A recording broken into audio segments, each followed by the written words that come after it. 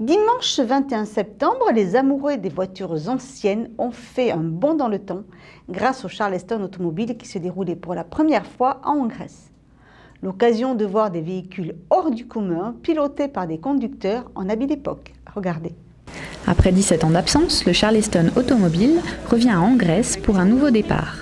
Nous faisons partie du club Land Auto Rétro de Dax, qui est un club qui compte une centaine d'adhérents et qui a 35 ans d'âge.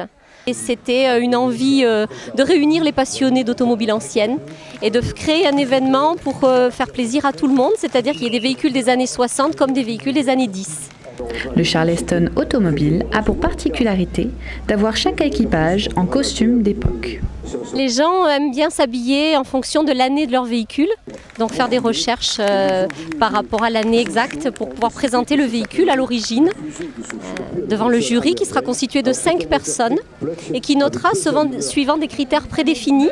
Alors les critères, c'est bien sûr l'authenticité du véhicule ou l'état de restauration, également la tenue vestimentaire, la présentation d'ensemble, équipage plus véhicule. Le concours d'élégance qui va débuter à 15 h donc, comporte 4 catégories de véhicules. La première catégorie, ce sont les années 60, les 60s, avec aussi quelques véhicules un petit peu exceptionnels, des Corvettes entre autres. Vous allez pouvoir admirer différents cabriolets, modèles différents.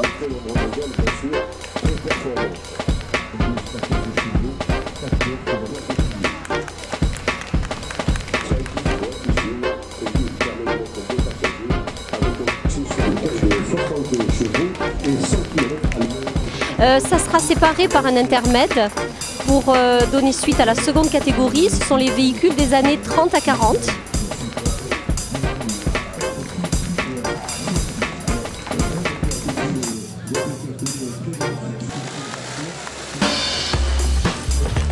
Un autre intermède séparera les années 20 à 30.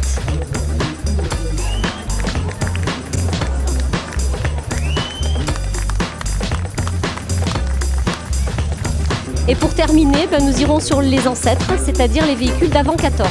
On en a 6 sur le parc aujourd'hui. C'est exceptionnel, ça nous fait très plaisir, ce sont des passionnés, des gens qui roulent.